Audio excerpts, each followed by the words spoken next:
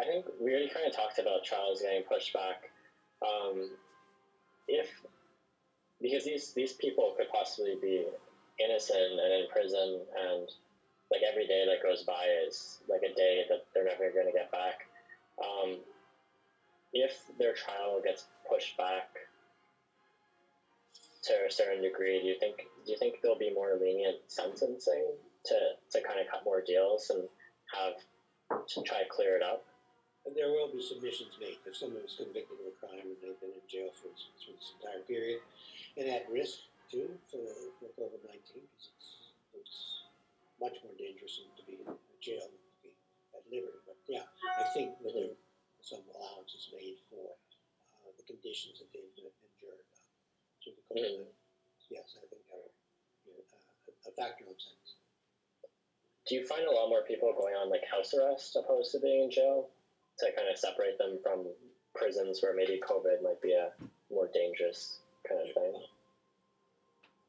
We Canadians keep an awful lot of people in jail without having been convicted of anything, at least not the charges they're facing, which is, this is in that way. If there's anything good, it's been compelling reason to release people, sometimes from the station or in court, so to speak. It's all telephone. Of course, nobody goes to court anymore, but I think there's been a greater tendency to release people and to detain them, and that's refreshing because we are really, to our detriment, I think.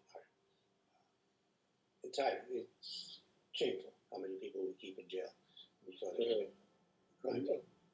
The idea of sort of house arrest, and they have electronic monitoring, but a lot of clients can't afford the kind of programs that cost hundreds of dollars a month. But it's interesting that during COVID, the ministry offered free electronic monitoring, which I had one client get released on, and he's still out on it, so it seems to be working. But I've heard of another case where somebody cut the bracelet off and they went back into jail.